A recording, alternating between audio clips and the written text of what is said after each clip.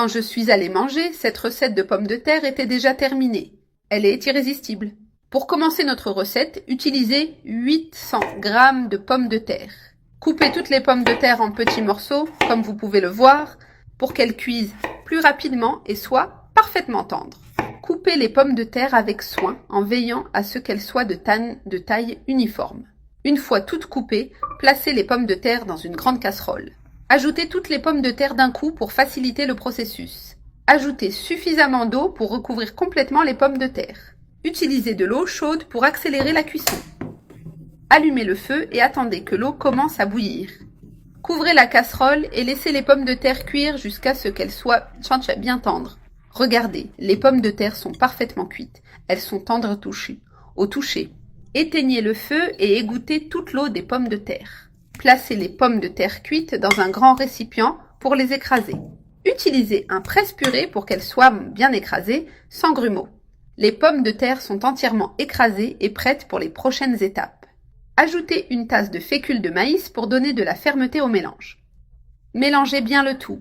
Incorporez 150 g de mozzarella râpé pour ajouter beaucoup de saveur. Ajoutez du persil haché selon vos goûts, pour une touche fraîche et aromatique. Ajoutez une cuillère à café de sel pour rehausser les saveurs.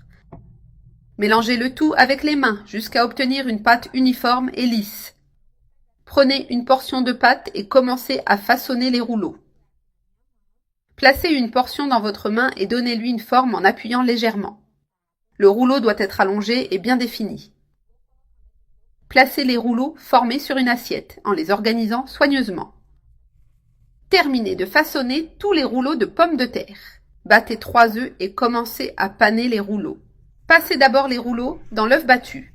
Ensuite, roulez-les dans la chapelure pour bien les enrober. Ainsi, ils seront bien panés et deviendront super croustillants une fois frits. Placez-les sur une assiette et répétez le processus avec tous les rouleaux.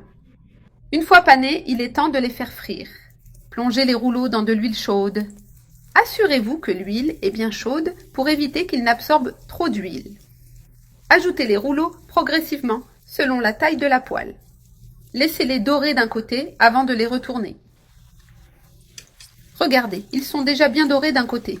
Utilisez une fourchette pour les retourner et les dorer de l'autre côté. Une fois dorés des deux côtés, retirez-les de l'huile.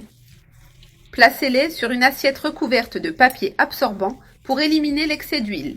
Regardez comme les rouleaux de pommes de terre sont croustillants et dorés. Cette recette est simple, pratique et surtout délicieuse. Les rouleaux sont prêts.